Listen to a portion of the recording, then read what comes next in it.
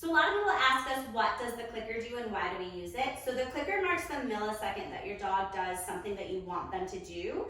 And it almost takes a picture in their brain of what just happened. So I'm from Chicago, so I think about it as like the winning Michael Jordan shot. It wasn't here, it was the follow through. And so I think the same is true when we use a clicker. It's very clean and concise and precise. So meaning that the dog knows exactly what happened. And I always think about this dog, super smart Rottweiler, and the dad was clicking too early, so he was essentially clicking for a squat, and so she was squatting across the kitchen. So your clicker mechanics need to be on point, and it's something you can practice with a friend. You can use a bouncing ball, and we can show you how to do that as well. You can give finger signs, and you're clicking when you see the sign. And a clicker also acts as a bridge. And so what that means is it bridges the gap between the behavior and your ability to deliver food. So a lot of people want to rush and have all the things on them, and while I super appreciate that, the clicker does actually give you time to do that. So for instance, come here. 1, 2, 3, 4, 5, 6, 7, 8, 9, 10. That's almost a 10-second count. Pretty slow. Wouldn't love to consistently do training, but the clicker does give you a little bit of a buffer to go ahead and grab that food. You can do it fast, and that's also helpful. Bookie, good boy. So clicking for the behavior and delivering. So my delivery is going to be probably pretty quick because I do this all day, every day.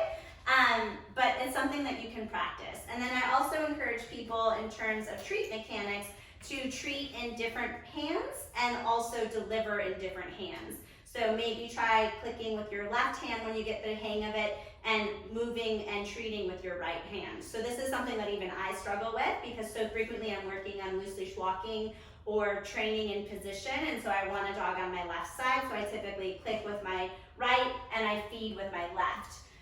So we're always working, we're always a work in progress, but that's why we use the clicker and how helpful a clicker can be in the training process. And later, if you guys get into shaping, a clicker is pretty priceless in the shaping process because we can slowly shape and add increments to behavior.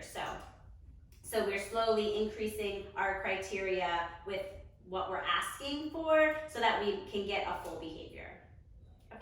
Okay, so we're going to talk about the difference between luring and capturing. So essentially, a lure means the food comes first in an effort to get the behavior.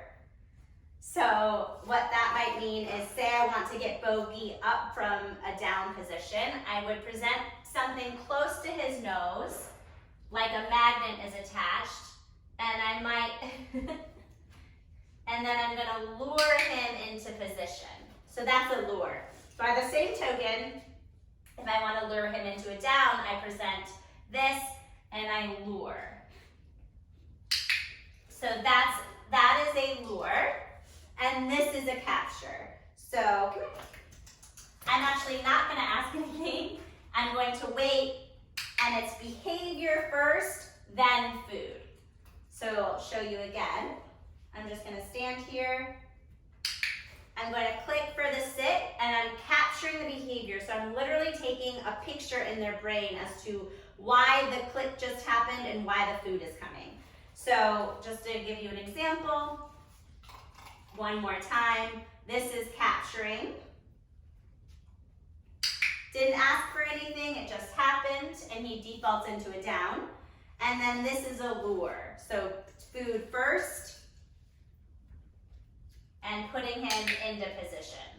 I don't love using lures all the time. I think they certainly have a place, but my favorite thing to do is really capture your dog doing something good that you like, marking it with a clicker or a marker word like yep, yes, whatever you're going to consistently use, and then feeding. So capturing is my preference for the most part, especially with baby puppies, because I think people get dependent on lures and they can get hard to fade if your mechanics are off a little bit. So I prefer to capture and reinforce. And And it also helps our puppies use their brain to try and figure out what they can offer, and then also helps them gamble on us a little bit more. So offering us multiple behaviors, like you can see Bogey here. So he offers me a sit, then he offers me a down, and all I'm doing is capturing versus using food to put him into position.